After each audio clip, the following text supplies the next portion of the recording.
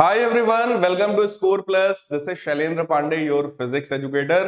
प्यारे बच्चों, हम लोगों ने force and laws of motion पूरी तरीके से कंप्लीट कर लिया था। मोशन इन स्ट्रेट लाइन भी पूरी तरीके से कंप्लीट कर लिया था। अब बारी आ गई है अपने चैप्टर नंबर 3 की, जो कि है gravitation.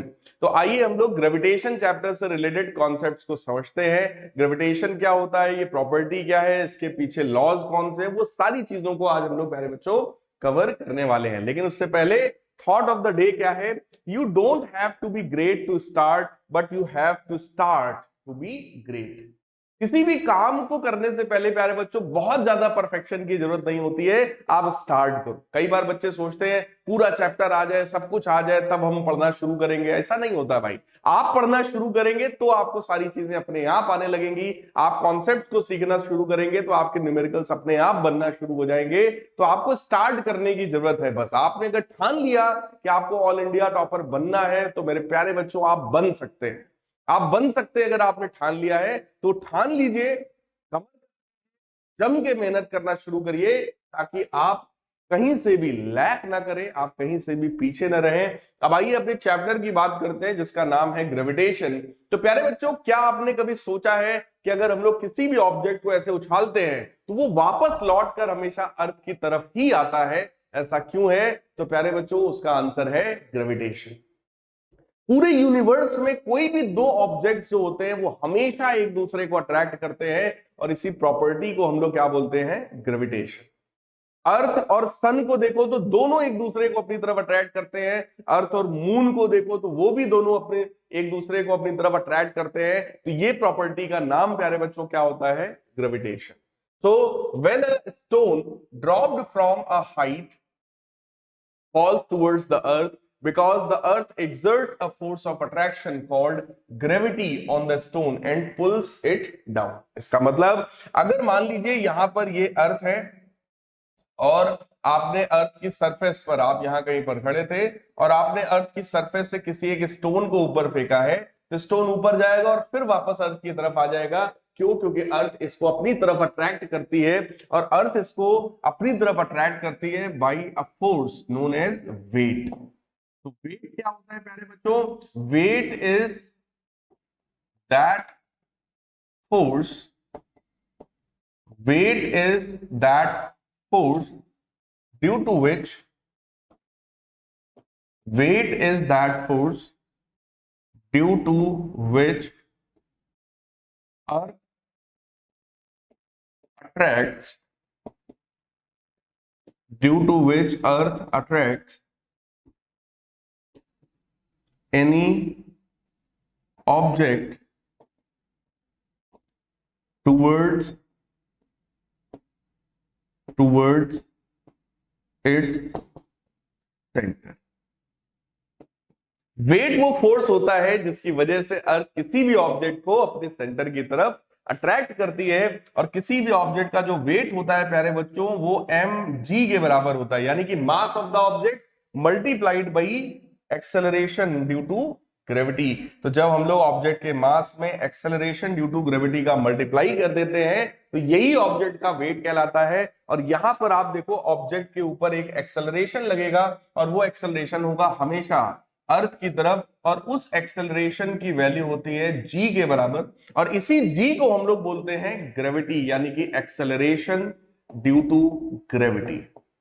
This g is known as acceleration due to gravity. और प्यारे बच्चों, यही प्रॉपर्टी ग्रेविटी कहलाती है। तो gravity is that property of attraction due to which earth attracts any other object toward its centre. Earth हर एक ऑब्जेक्ट को अपने सेंटर की तरफ अट्रैक्ट करती है प्यारे बच्चों। इस प्रॉपर्टी को हम लोग ग्रेविटी कहते हैं। तो ग्रेविटी और ग्रेविटेशन, इन दो टर्म्स में डिफरेंस बस इतना ही है कि अगर पूरे यूनिवर्स के किसी भी दो ऑब्जेक्ट की बात हो रही हो अदर देन अर्थ, अर्थ के अलावा, आपसे मैं बोलूं सन है और मून है, तो सन और मून भी एक दूसरे को अट्रैक्ट कर रहे हैं, तो ये ग्रेविटेशन हो गया। लेकिन अगर मैं सन और अर्थ की बात कर रहा हूं तो फिर ये ग्रेविटी हो गया। अर्थ और किसी ऑब्जेक्ट की बात कर रहा हूं तो ग्रेविटी हो गया।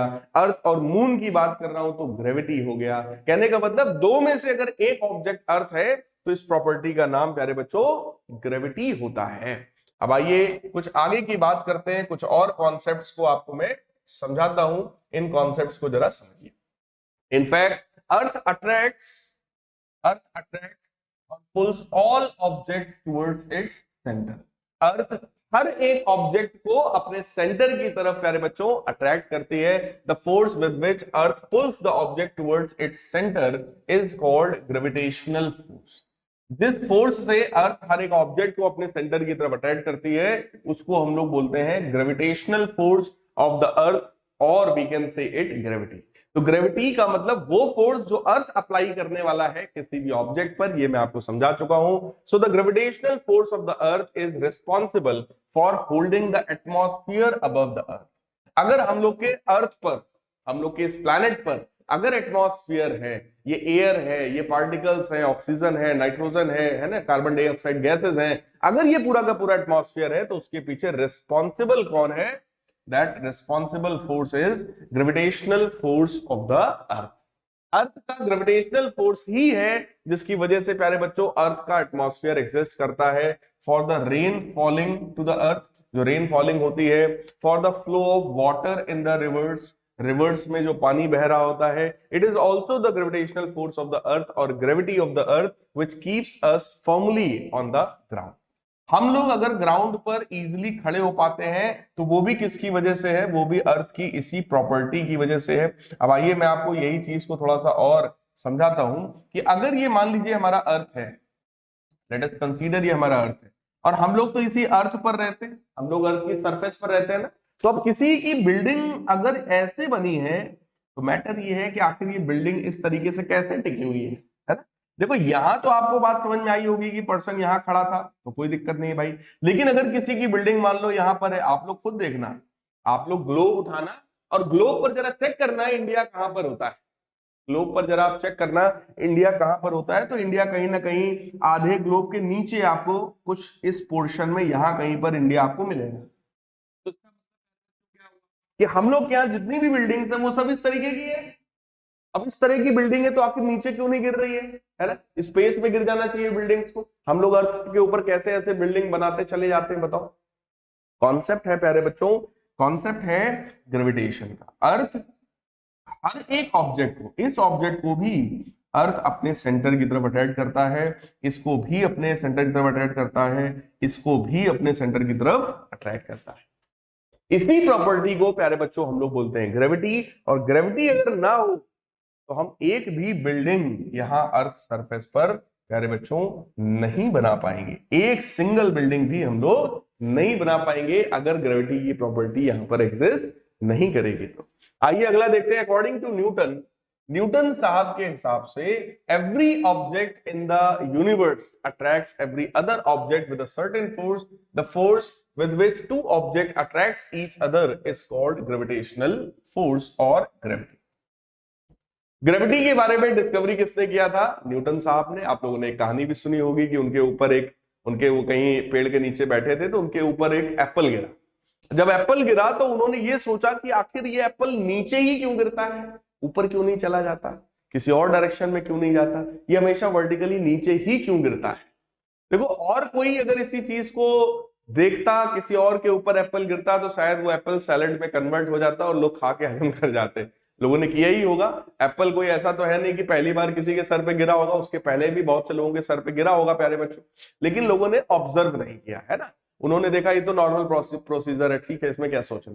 लेकिन बेटा साइंटिस्ट वही होता है जो बहुत नॉर्मल सी चीजों में भी सोचना शुरू करता है। क्यों?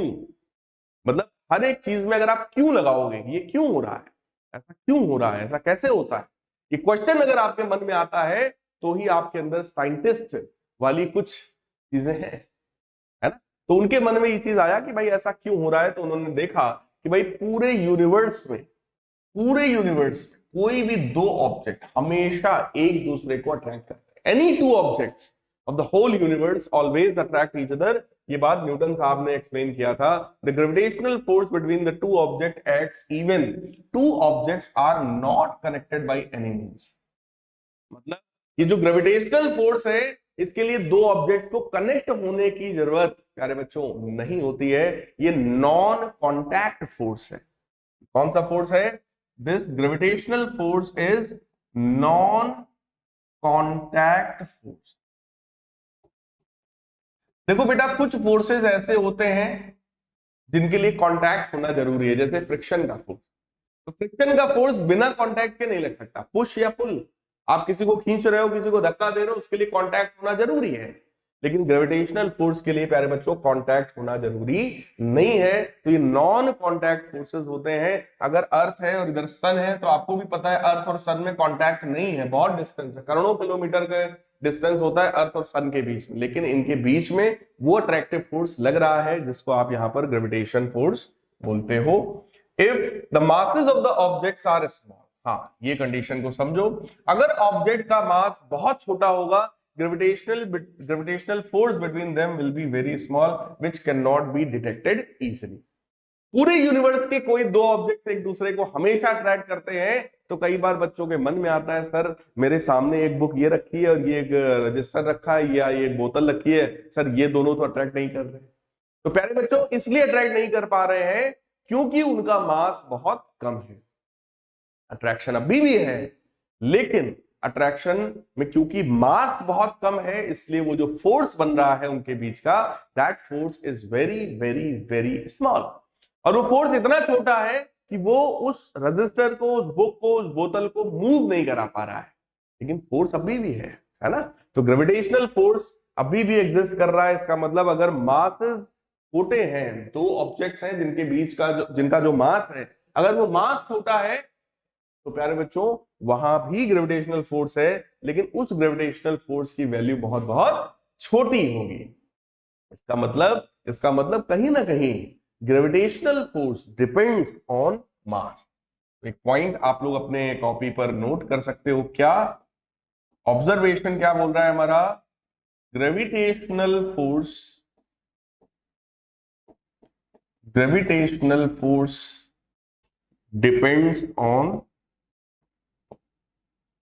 depends on masses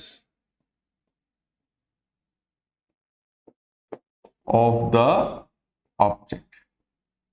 gravitational force आपका जो है प्यारे बच्चों, वो ऑब्जेक्ट के मासेस पर, इसका मतलब डिपेंड करता है, मासेस पर ये इसकी डिपेंडेंसी देखने को मिलेगी। तो ये एक इंपॉर्टेंट पॉइंट हमारे पास एक रिजल्ट के रूप में ये पॉइंट निकलकर आ गया। आगे की बात करते हैं। If however one of the object is very big, दो में से एक ऑब्जेक्ट अगर बहुत बड़ा है जिसका मास बहुत ज्यादा है ना, दो में से एक ऑब्जेक्ट का मास अगर बहुत ज्यादा है तो gravitational force becomes quite large. उस कंडीशन में ग्रेविटेशनल फोर्स काफी बड़ा हो जाता है और उसका जो इफेक्ट है वो हम लोग ऑब्जर्व कर सकते हैं, and its effect can be seen easily. The gravitational force और gravity is always the force of attraction between the two objects और बॉडीज। मतलब प्यारे बच्चों, दो ऑब्जेक्ट्स में से कोई एक ऑब्जेक्ट अगर बहुत हैवी है, जैसे एक ऑब्जेक्ट हम हो गए और एक ऑब्जेक्ट अर्थ हो गई, तो अर्थ और मेरे में आप देखो, मेरा मास अगर मान लीजिए 90 केजीज है, तो मेरे कंपैरिजन में अर्थ का मास तो भाई साहब बहुत बहुत बहुत बहुत बहुत ज्यादा है। अर्थ का मास प्यारे बच्चों हम लोग कंसीडर करते हैं कैलकुलेशन के टाइम 6 इंटू 10 की पावर 24 केजी, और उसके कंपैरिजन में अगर मेरा मास आप देख रहे हैं 90 केजी, तो भाई कोई मतलब ही नहीं है ना, नेग्लिजिबल है। हाथी और चींटी वाली बात हुई कि अर्थ हाथी है तो हम चींटी हैं, है ना, वो भी नहीं है, इनफैक्ट गायब है। तो कहने का मतलब क्या हुआ प्यारे बच्चों, इस मास के आगे ये वाला मास नेग्लिजिबल है। लेकिन दो में से कोई एक भी ऑब्जेक्ट अगर हैवी है तो हाँ, अब ग्रेविटेशनल फोर्स जो है वो इफेक्टिव होगा। क्या इफेक्टिव होगा भाई? मैं अर्थ को अपनी तरफ खींच रहा हूं और अर्थ मुझे अपनी तरफ खींच रही है, लेकिन आप खुद सोचो, मैं अगर अर्थ को अपनी तरफ खींचूंगा तो मैं कितना खींच पाऊंगा? आप बताओ। फोर्स तो मैं लगा रहा हूं, लेकिन अर्थ का मास बहुत ज्यादा है, जो एक्सेलरेशन प्रोड्यूस होगा that acceleration will be very very very small. तो मैं अर्थ के ऊपर जो फोर्स लगाऊंगा वो बिल्कुल वैसी वाली बात होगी कि एक हाथी और एक चींटी है, हाथी चींटी को अपनी तरफ खींच रहा है और चींटी भी हाथी को अपनी तरफ खींच रही है। तो इफेक्टिव फोर्स बोलो किसका समझ में आएगा, किसका फील होएगा? तो आप भी बोलोगे सर हाथी जो है वो चींटी को इजिली खींच लेगा, लेकिन चींटी हाथी को इजिली खींच नहीं पाएगी। क्यों? क्योंकि हाथी का मास बहुत ज्यादा है। बिल्कुल वही वाली बात हुई, अर्थ का मास बहुत ज्यादा है, अर्थ मुझे अपनी तरफ खींच रहा है, खींच ले जाएगा, लेकिन मैं भी अर्थ को अपनी तरफ खींच रहा हूं, लेकिन मैं खींच नहीं पाऊंगा। लेकिन फोर्स अभी भी एग्जिस्ट करता है। इसका मतलब क्या हुआ प्यारे बच्चों, अगर दोनों मासेस बहुत छोटे हैं तो ग्रेविटेशनल फोर्स एक्सपीरियंस हम नहीं कर पाते। लेकिन अगर दो में से कोई एक ऑब्जेक्ट का मास बहुत ज्यादा है या दोनों का मास बहुत ज्यादा है तो ये ग्रेविटेशनल फोर्स काफी लार्ज हो जाता है और ये वहां पर अपने इफेक्ट को शो करता है। दूसरी बात, this gravitational force is always attractive in nature.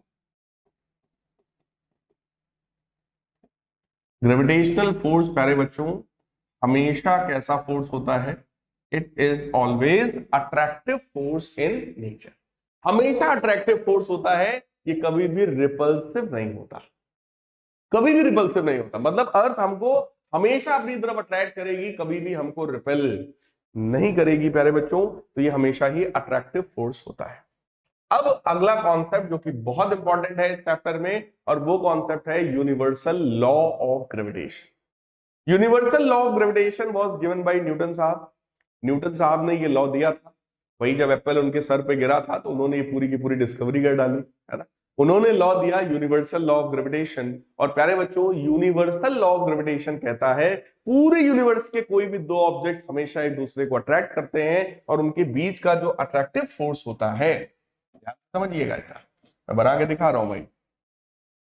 एक ऑब्जेक्ट मान लो ये है, लेट अस सपोज ये हमारा अर्थ है, और एक ऑब्जेक्ट हमारा ये है, ठीक। दोनों ऑब्जेक्ट्स के सेंटर्स को मैं ज्वाइन कर रहा हूं, दोनों के सेंटर्स को मैं ज्वाइन कर रहा हूं, मैंने ज्वाइन कर दिया है। मान लो ये इसका सेंटर है, सेंटर ऑफ अर्थ, और यहां कहीं पर प्यारे बच्चों इसका सेंटर है, that is centre of the other object. इसका अपना मास m1 है, इसका अपना मास m2 है। तो ये दो ऑब्जेक्ट्स जिनके सेंटर्स के बीच का डिस्टेंस अगर मैं r मान लूं, ये डिस्टेंस r के बराबर है सेंटर्स के बीच का डिस्टेंस, तो ये दो ऑब्जेक्ट्स प्यारे बच्चों हमेशा एक दूसरे को अट्रैक्ट करेंगे और इनके बीच का जो अट्रैक्टिव फोर्स है, that force is proportional to product of the masses. मतलब ये वाला इसको अपनी तरफ अट्रैक्ट करेगा और ये वाला इसको अपनी तरफ अट्रैक्ट करेगा, और ये दोनों फोर्सेस इक्वल एंड अपोजिट होते हैं प्यारे बच्चों, और forces proportional to product of the masses. मतलब अगर दोनों मासेस को बढ़ाओगे तो फोर्स इनके बीच का बढ़ेगा, दोनों मासेस को घटाओगे तो इनके बीच का फोर्स घटेगा। This force is proportional to 1/r square of, मतलब the force of attraction between the two objects is inversely proportional to square of the distance between them। मतलब ये अगर आप इनके बीच का डिस्टेंस बढ़ाओगे तो इनके बीच का फोर्स प्यारे बच्चों घटेगा। तो ये लॉ हम लोग को दिया था न्यूटन साहब ने, इसी को हम लोग बोलते हैं न्यूटन्स लॉ ऑफ ग्रेविटेशन या यूनिवर्सल लॉ ऑफ ग्रेविटेशन। तो आइए मैं आपको बताता हूं, every body in the universe attract every other body with a force which is directly proportional to product of their masses and inversely proportional to square of the distance between their centers। कोई भी दो object पूरे universe के हमेशा एक दूसरे को attract करते हैं with a force which is proportional to product of the masses and inversely proportional to square of the distance between the masses is known as universal law of gravitation। The direction of the force is along the line joining centers of the bodies। मतलब ये जो force का direction है, force का direction दोनों के centres को मिलाने वाली लाइन के अलॉन्ग होता है। मतलब ये दोनों को मिलाने वाली लाइन ये है, तो इसी के अलॉन्ग या तो इधर होगा या तो इधर। Direction of the force will be along the line joining centres of the two bodies, और इस प्रॉपर्टी को बोलते हैं gravitational force is a central force. Gravitational force कैसा होता है प्यारे बच्चों? सेंट्रल फोर्स होता है। सेंट्रल फोर्स का मतलब ये ऐसा फोर्स है जो दोनों ऑब्जेक्ट के सेंटर्स को मिलाने वाली लाइन के अलाउंग होता है। तो ये है हमारा ग्रेविटेशनल फोर्स। प्यारे बच्चों, आपको यूनिवर्सल लॉ ऑफ ग्रेविटेशन में क्या बताया गया, मैं फिर से बता रहा हूं, ध्यान से सुनो। न्यूटन साहब ने ये कहा पूरे यूनिवर्स के कोई भी दो ऑब्जेक्ट्स हमेशा एक दूसरे को अट्रैक्ट करते हैं और इनके बीच का जो अट्रैक्टिव फोर्स है वो proportional to product of the masses है। इनके बीच का जो अट्रैक्टिव फोर्स है वो inversely proportional to square of the distance है। तो F proportional to m1 m2, F proportional to 1/r square, यही हमारा है यूनिवर्सल लॉ ऑफ ग्रेविटेशन। फिर आपको बताया गया कि ये जो फोर्स है इनके बीच का अट्रैक्टिव फोर्स, ये हमेशा इन दोनों ऑब्जेक्ट्स के सेंटर्स को मिलाने वाली लाइन के अलोंग लगता है, इसलिए इस तरह के फोर्स को हम लोग सेंट्रल फोर्स बोलते हैं। इसका मतलब gravitational force is a central force. ये पॉइंट भी हमारा सही है। अब देखो इसी चीज को मैंने यहाँ पे आपको लैंग्वेज में लिख के बता दिया है ताकि अगर आपसे कभी ऐसा कुछ पूछा जाए तो आप उसको लिखकर एक्सप्लेन कर पाए, ठीक है। यूनिवर्सल लॉ ऑफ ग्रेविटेशन में आप क्या लिखोगे? The force between the two bodies is directly proportional to product of their masses, that is F proportional to m1 m2, है ना। And the force between the two bodies is inversely proportional to the square of distance between them. इसका मतलब F proportional to 1/r square also, F proportional to 1/r square. अब अगर मैं इन दोनों चीजों को प्यारे बच्चों कंबाइन कर दूं ऑन कंबाइनिंग, अगर मैं दोनों को कंबाइन कर दूं तो F proportional to m1 m2 upon r square हो जाएगा। प्रोपोर्शनलिटी का ये साइन हटेगा और यहां पर बेटा एक कांस्टेंट आएगा capital G, m1 m2 upon r square. तो ये जो कैपिटल G होता है, इस कैपिटल G को हम लोग बोलते हैं universal gravitational constant. This capital G, where capital G is universal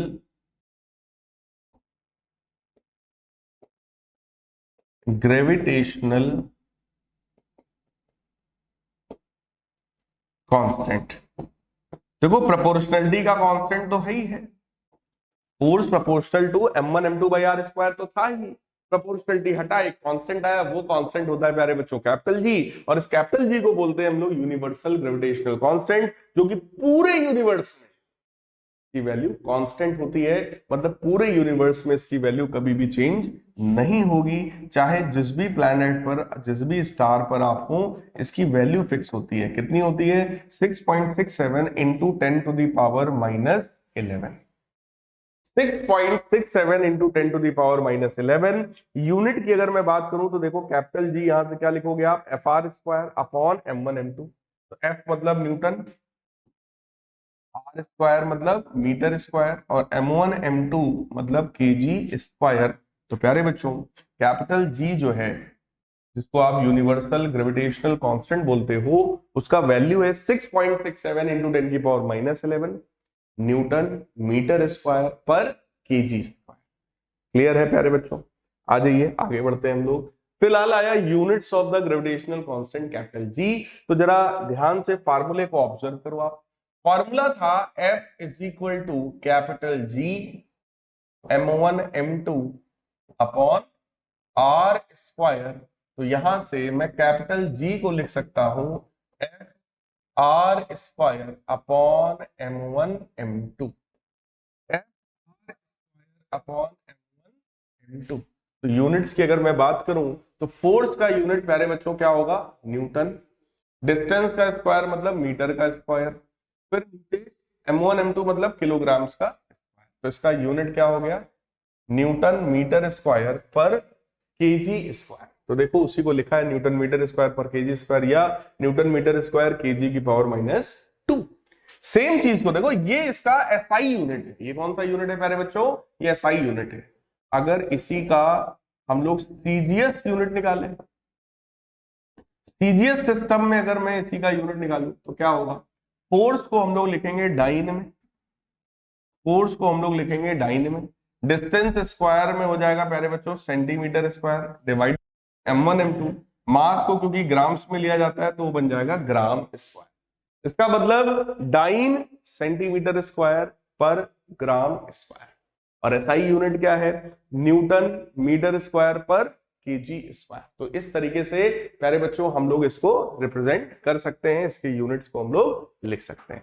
अब अगर इसकी वैल्यू की बात करूं तो वैल्यू मैं आपको बता ही चुका हूं, its value is 6.67 into 10 to the power -11। तो देखो लिखा हुआ है its value is 6.67 into 10 to the power -11। इसको आप लोग एक साथ लिखना, मैं यहां लिख दे रहा हूं, वैसे मैं बता चुका हूं बट मैं फिर से लिख दे रहा हूं। कैपिटल जी की वैल्यू होती है प्यारे बच्चों 6.67 into 10 to the power -11 newton metre square पर केजी स्क्वायर, है ना। ये इसकी वैल्यू होती है। जब भी किसी न्यूमेरिकल में हमको रिक्वायर्ड होगा हम लोग डायरेक्ट इस वैल्यू को रखेंगे। और इस बात को ध्यान रखिएगा पूरे यूनिवर्स में इसकी वैल्यू कभी भी चेंज नहीं होती है। इन होल यूनिवर्स किसी भी प्लैनेट पर चले जाओ कैपिटल जी की वैल्यू भाई साहब चेंज नहीं होती है। अब आइए देखते हैं, the gravitational constant is numerically equal to the force of gravitation which exist between two bodies of the unit masses kept at unit distance from each other. अब बताइए सर ये क्या लिख दिया आपने यहाँ पर, ये क्या चीज लिखी हुई है? तो प्यारे बच्चों इसके पहले अभी हम लोगों ने लिखा था ना G is equal to F R square upon m1 m2। F R square upon m1 m2, यहीं से इसकी डेफिनेशन को बेटा निकाला, डेफिनेशन को निकाला गया। क्या डेफिनेशन निकाली गई भाई? देखो ध्यान से, अगर हम लोग यहां पर लिखें if m1 is equal to m2 is equal to 1 kg, अगर दोनों मासेस यूनिट मास 1 kg के दो मास और इनके बीच का डिस्टेंस प्यारे बच्चों 1 मीटर लिख दिया जाए, मतलब दोनों मासेस 1 kg के हों और उनके बीच का ये डिस्टेंस भी 1 मीटर हो जाए, तो आप लोग चेक करो कैपिटल जी जो होगा that will be equal to the gravitational force between the two masses. Capital G will be equal to the force between the two masses. इसका मतलब क्या हुआ? इसका मतलब क्या हुआ? अगर दो मासेस 1 kg का ले लिया जाए, 1 kg का ये 1 kg का ये, और इनके बीच का डिस्टेंस हो जाए प्यारे बच्चों 1 मीटर, तो इनके बीच का जो फोर्स होता है, force of attraction, force of gravitation, वही कैपिटल जी के बराबर होगा। और वो कैपिटल जी के बराबर कितना होगा? दैट विल बी 6.67 इंटू 10 की पावर -11 न्यूटन। इसका मतलब 1 kg के दो मास ले लो, उनके बीच का डिस्टेंस 1 मीटर ले लो, तो उनके बीच का जो फोर्स होता है वो फोर्स है 6.67 इंटू 10 की पावर -11 न्यूटन, और यही हमारा कैपिटल जी कहलाता है। तो अगर आपसे कभी भी कहें डिफाइन यूनिवर्सल ग्रेविटेशनल कांस्टेंट, तो प्यारे बच्चों ये डेफिनेशन आपको लिखनी होगी, the gravitational constant is numerically equal to the force of gravitation which exists between two bodies of unit masses, मतलब 1 kg kept at unit distance, मतलब 1 मीटर फ्रॉम ईच अदर, एक दूसरे से 1 मीटर की डिस्टेंस पर अगर रख दिया जाए तो। आज अब मैं आपको एक क्वेश्चन देता हूं, उस क्वेश्चन को हम लोग सॉल्व करते हैं। देखो जरा क्वेश्चन क्या है। कह रहे calculate force of gravitation due to earth on a ball of mass 1 kg। तो बॉल का मास है प्यारे बच्चों 1 kg, lying on the ground, mass of earth हमें पता है, तो ये m2 हो गया हमारा, दैट इज 6 इंटू 10 की पावर 24। तो मास ऑफ अर्थ देखो वही गिवन है, मैंने भी आपको यही बताया था कि एवरेज हम लोग यही लेके चलते हैं। रेडियस ऑफ अर्थ प्यारे बच्चों that is the distance between the object which is 6.4 into 10 to the power 3 kilometre. देखो अर्थ का रेडियस जो होता है ना वो 6400 किलोमीटर होता है, 6400 किलोमीटर्स, ठीक। तो चाहे आप ऐसे डायरेक्टली ले लो, चाहे आप पावर्स में लिखो, बात एक ही है। एंड कैपिटल जी की वैल्यू तो हम लोग को पता ही है 6.67 into 10 to the power -11। Clear? फिलहाल हमसे क्वेश्चन में बोला गया कि इनके बीच का फोर्स बताओ। देखो भाई दो ऑब्जेक्ट्स हैं जिनमें एक अर्थ है और एक कोई बॉल है, उनके बीच का अगर हमें फोर्स निकालना है तो फोर्स का फॉर्मूला तो यही होता है ना। कैपिटल जी की वैल्यू बेटा लिखते हैं 6.67 इंटू 10 टू द पावर -11। फिलहाल क्वेश्चन में हमको 6.7 दिया है, तो चलो जो दिया है मैं एज इट इज वही ले ले रहा हूं, क्यों हम लोग इसमें अपना दिमाग लगाए ज्यादा, है ना। जो गिवन है वही ले लेते हैं। m1 m2, तो पहला मास है बेटा 1 kg, दूसरा मास है 6 इंटू 10 की पावर 24 kg, और डिस्टेंस है यानी कि रेडियस है 6400 किलोमीटर, उसमें भी अगर मैं 1000 का मल्टीप्लाई करूंगा तब जाकर के वो कन्वर्ट होएगा मीटर में, है ना। मास लेते हैं केजी में और डिस्टेंस को लेते हैं मीटर में, यानी एसआई सिस्टम में सॉल्व कर रहे हैं ना हम लोग। तो यहां से हम लोग इसको सिंप्लीफाई करेंगे और जरा देखिए कितना आएगा, 6.7 इंटू 6 ये वाला डिवाइडेड बाई 64 इंटू 64 प्यारे बच्चों, क्योंकि स्क्वायर है। अब 10 की पावर्स वाले टर्म लिखते हैं। देखो 10 की पावर -11 ये, मल्टीप्लाइड बाई 10 की पावर 24 ये, मल्टीप्लाइड बाई 10 की पावर। अब ध्यान से सब लोग समझना बेटा, ध्यान से समझना। देखो 2 जीरो ये हैं, 3 जीरो ये हैं, तो ये 10 की पावर 5 बन जाएगा, और उसका भी जब आप स्क्वायर करोगे तो 10 की पावर 10 बनेगा, वो भी डिनोमिनेटर में ऊपर जाएगा तो 10 की पावर -10 बनेगा, है ना। तो इसको अगर मैं 2 से कैंसिल कर दूं तो ये 3 आएगा और यहां पे आएगा 32, ये हमारा बन रहा है 6.7 into 3 divided by 32 multiplied by 64 multiplied by 10 की पावर 24 में से देखो -11 करोगे आप तो बनेगा 13, और 10 और सब्ट्रैक्ट करोगे तो बनेगा 3, है ना। अब इसको थोड़ा सा मैं सिंप्लीफाई कर देता हूं। तो ये देखिए मैंने अपना बढ़िया कैलकुलेटर निकाला, 6.7 मल्टीप्लाइड बाई 3, ठीक, multiplied by 1000 divided by 32 divided by 64, तो ये वैल्यू आ गई बेटा 9.814। 9.8 लिख देते हैं सीधे सीधे, दैट विल बी 9.8 न्यूटन। इसका मतलब अकॉर्डिंग टू क्वेश्चन अगर एक मास है 1 kg का, तो उस मास पर अर्थ जो फोर्स लगाएगा दैट फोर्स इज 9.8 न्यूटन। देखो इसी चीज को जरा दूसरी तरीके से समझो, सेम चीज को दूसरी तरीके से समझो। मैंने आपसे कहा था अगर दो में से एक ऑब्जेक्ट अर्थ है और दूसरा ऑब्जेक्ट कोई ऑब्जेक्ट है, जैसे यहां पर बॉल है, क्लियर, तो अर्थ किसी भी बॉल पर जो फोर्स अप्लाई करता है वही फोर्स तो बॉल का वेट कहलाता है। तो earth attracts a force of earth attracts the ball with a force of attraction known as weight of the ball. और अगर मैं बॉल का वेट यहां पर बोलता है, यानी कि जो फोर्स है that is equal to simply weight of ball, that is equal to weight of ball. और प्यारे बच्चों वेट ऑफ बॉल होता है mass into G M G. मास कितना था बॉल का 1 kg, और जी की वैल्यू हम सबको पता ही होती है 9.8। तो प्यारे बच्चों वैल्यू कितनी आ गई 9.8 न्यूटन। सेम क्वेश्चन को हम ऐसा भी लिख सकते थे, लेकिन यहां जब ग्रेविटेशन में आपको बेटा कैपिटल जी दे दिया, मास दे दिया, रेडियस दे दिया, तो फिर उनका उम्मीद होता है कि आप इस तरीके से करेंगे। लेकिन अगर ऑब्जेक्टिव क्वेश्चन होता तो हमें ये सब करने की जरूरत नहीं थी, हम सीधे सीधे 9.8 पे टिक कर देते हैं। क्लियर? आ जाइए नेक्स्ट क्वेश्चन आपको मैं एक और करके दिखाता हूं। अगले क्वेश्चन में हमसे कहा गया मास of earth,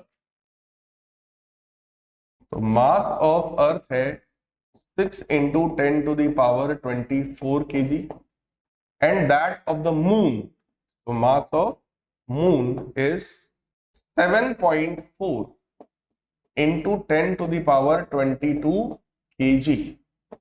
If distance between the earth and moon is 3.84 into 10 to the power 5 kilometers. Calculate force exerted by earth on the moon, और कैपिटल जी की वैल्यू हमें फिर से गिवन है।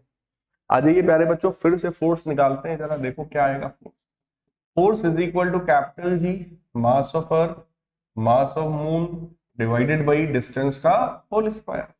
तो भाई कैपिटल जी की वैल्यू तो हम लोग को पता है 6 according to question 6.7 into 10 to the power -11। Mass of earth भी प्यारे बच्चों पता है 6 इंटू 10⁻24। मास ऑफ मून भी हमें पता है 7.4 into 10⁻22 divided by distance. Distance भी हम लोग को पता है 3.84 इंटू 10⁵ किलोमीटर, और किलोमीटर में भी 10⁻3 का आप मल्टीप्लाई करोगे तब जाकर वो मीटर में कन्वर्ट होगा, और उसका भी क्या करना है हमको, स्क्वायर करना है। ये वैल्यू आ गई बेटा। देखो जो नंबर वाली चीज है उसको एक तरफ कर लो, तो 6.7 इंटू 6 इंटू 7.4 डिवाइडेड बाई 3.84 का होल मल्टीप्लाइड बाई, अब 10 की पावर वाले टर्म्स में एक तरफ करो, 10⁻−11 इंटू 10⁻24 इंटू 10⁻22। यहां देखो 5 है और 3 है तो 10⁸ बनेगा, और स्क्वायर करोगे तो 10⁻16 बनेगा। वो भी इस तरीके से हम लोग लिख सकते हैं 10⁻। अब आइए इस क्वेश्चन को सॉल्व करके मैं दिखाता हूं आपको। 6.7 multiplied by 6 multiplied by 7.4 divided by 3.84 divided by 3.84। Yes, ये डिवाइड होकर के आ गया प्यारे बच्चों 20.17 into 10 to the power 24 plus 22 46 minus 11 minus 60, ये आ गया 90 न्यूटन। तो ये प्यारे बच्चों हमारा एग्जैक्ट आंसर आ गया है। ठीक, कभी भी इस फॉर्म में जब लिखना ना तो कोशिश करना पहले डिजिट के बाद डेसिमल आ जाए। तो 2.017 इंटू, यहाँ पे देखो 10 का डिवाइड किया है तो यहाँ पे 10 का मैं मल्टीप्लाई करूंगा। ठीक, तो ये फोर्स इन दो ऑब्जेक्ट्स यानी कि अर्थ और मून के बीच का फोर्स आप देखो कितना है, दैट इज 2.017 इंटू 10⁻20 न्यूटन। यही चीज आपको बताई गई थी कि दो में से कोई एक भी ऑब्जेक्ट अगर बड़ा हो जाएगा प्यारे बच्चों, तो उन दो ऑब्जेक्ट्स के बीच का जो फोर्स है that force will become very very large. और अगर दोनों ऑब्जेक्ट्स बड़े हो गए, दोनों का मास देखो बहुत बहुत ज्यादा है, तो तब तो उनके बीच का जो फोर्स है वो एक्सट्रीमली लार्ज हो जाएगा, और ये फोर्स बहुत ज्यादा लार्ज, एक्सट्रीमली लार्ज है। 10⁻20 बेटा लिखा हुआ है, तो ऑब्वियस है ये बहुत बहुत लार्ज। अगले कॉन्सेप्ट को समझिए। यहां पर नेक्स्ट कॉन्सेप्ट हमारे पास है gravitational force holds the solar system together. प्यारे बच्चों, सोलर सिस्टम में हम सभी को पता है कि एकदम बीच में सन होता है। सन के चारों तरफ जितने भी प्लैनेट्स हैं वो रिवॉल्व करते हैं, है ना। हमारा अर्थ भी एक ऑर्बिट में रिवॉल्व करता है, ऐसे ही जुपिटर है, ऐसे ही सैटर्न है, और भी सारे प्लैनेट्स हैं, सभी जो है अर्थ के अराउंड, सॉरी सन के अराउंड रिवॉल्व करते रहते हैं। ठीक, तो इस सिस्टम को बना के रखने के पीछे, इस सिस्टम को मेंटेन करने में रिस्पॉन्सिबल फोर्स कौन सा है, दैट रिस्पॉन्सिबल फोर्स और प्रॉपर्टी इज ग्रेविटेशन। केवल ग्रेविटेशन यहां पर रिस्पॉन्सिबल है प्यारे बच्चों, क्योंकि ग्रेविटेशन ना होता तो ये पूरा का पूरा सिस्टम कभी भी स्टेबल ना होता। दोनों पर जो फोर्सेस, सारे सिस्टम पर जो फोर्सेस लग रहे हैं, जैसे सन अर्थ को अपनी तरफ खींच रहा है, बाकी प्लैनेट्स अपनी अपनी तरफ खींच रहे हैं। ओवरऑल सन पर जो नेट फोर्स आता है वो अर्थ की तरफ, और अर्थ पर जो नेट फोर्स आता है वो सन की तरफ, है ना। जिसकी वजह से देखो सन तो बहुत बड़ा है, बहुत ह्यूज है, तो सन तो मूव नहीं कर रहा है क्योंकि उसको और भी बहुत सारे प्लैनेट अपनी अपनी तरफ खींच रहे हैं। ठीक, ओवरऑल सन तो अपनी जगह पर फिक्स हो गया, लेकिन जो हमारा अर्थ है वो अर्थ रिवॉल्व करता रहता है ना। तो अर्थ पर जो नेट फोर्स लगा वो टुवर्ड्स द सेंटर यानी कि सन की तरफ लगा, और यही कारण है कि हमारा सोलर सिस्टम जो है प्यारे बच्चों वो स्टेबल है। तो जरा ध्यान से देखो, in solar system planets move in almost circular orbit around the sun. जितने भी प्लैनेट्स हैं वो सभी कह रहे हैं कि सर्कुलर ऑर्बिट में रिवॉल्व करते हैं, वो भी ऑलमोस्ट। ऑलमोस्ट इसलिए लिखा है बेटा क्योंकि जो ऑर्बिट होता है वो सर्कुलर ना होकर के एग्जैक्टली अगर देखा जाए तो वो इलिप्टिकल ऑर्बिट होता है। कैसा ऑर्बिट होता है, इलिप्टिकल। आप कहेंगे सर सर्किल और इलिप्स में क्या डिफरेंस है। देखो भाई, सर्किल और इलिप्स में देखो ये सर्किल है बेटा, ये क्या है, सर्किल है। और ये क्या है, यही अगर पाथ ऐसा हो जाए तो इसको बोलेंगे इलिप्स। ये है आपका सर्कल, ये तो सबको पता है। ये है प्यारे बच्चों इलिप्स। तो जो पाथ होता है ना वो इलिप्टिकल पाथ होता है, एक इलिप्टिकल पाथ होता है। और इलिप्स बनाने का तरीका यही है, सर्किल बनाओ और उसको ऊपर नीचे से अगर दबा दो थोड़ा सा तो ये अंडे के शेप का हो जाएगा ना, ओवल शेप। क्लियर, इसी को हम लोग बेटा बोलते हैं ellipse, that is known as ellipse. ठीक,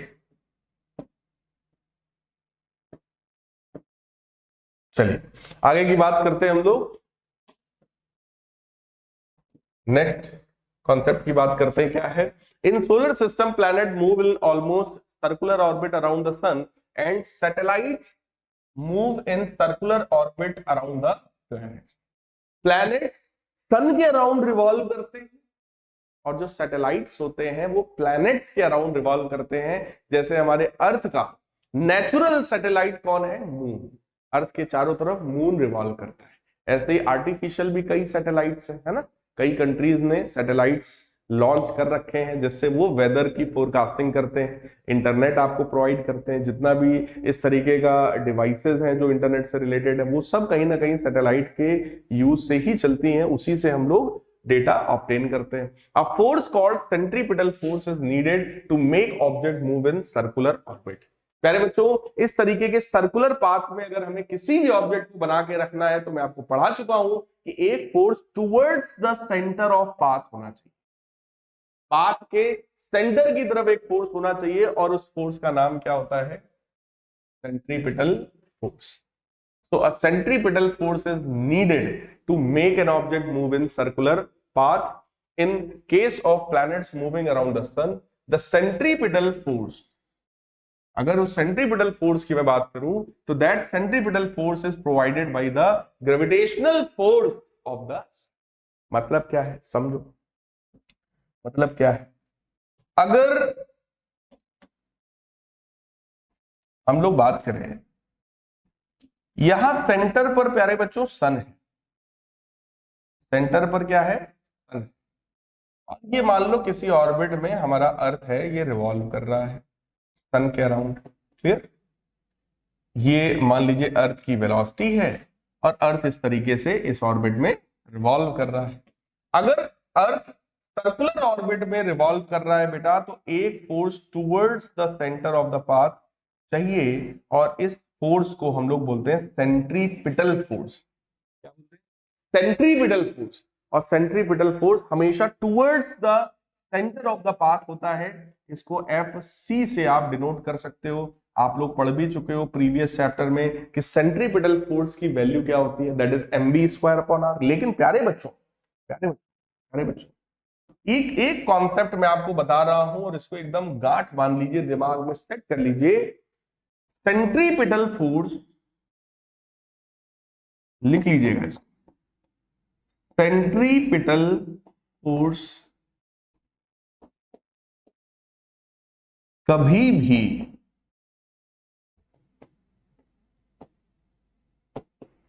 लगता नहीं है, सेंट्रीपिटल फोर्स कभी भी लगता नहीं है, जबकि लगे हुए फोर्सेस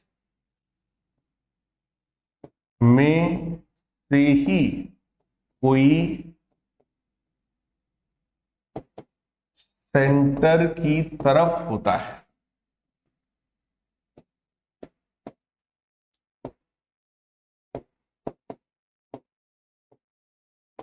उसी को सेंट्रीपिटल फोर्स कहते हैं।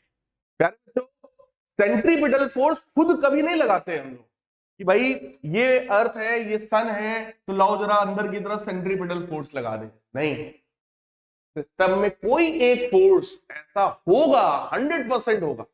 अगर ऑब्जेक्ट सर्कुलर पाथ में घूम रहा है तो कोई एक फोर्स यहां पर 100% होगा जो कि टुवर्ड सेंटर है, और उसी फोर्स को प्यारे बच्चों हम लोग बोलते हैं सेंट्रीपिटल फोर्स। तो देखो मैंने पॉइंट क्या लिखा है, सेंट्रीपिटल फोर्स कभी भी लगता नहीं है, जबकि लगे हुए फोर्सेस में से ही कोई सेंटर की तरफ होता है।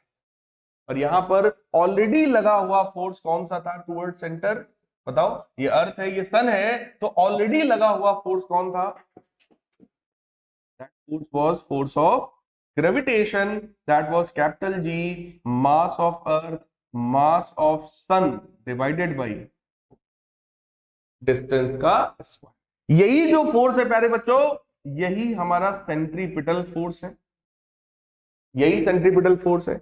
और अगर आप लोग को पिछली क्लास में यानी पिछले चैप्टर में जो मैंने आपको वैल्यू बताई होगी सेंट्रीपिटल फोर्स की, अगर वो वैल्यू आपको याद है तो आप कह सकते हो this capital G mass of earth, mass of sun upon distance का whole square, this will be equal to mv square upon R, mv square upon are.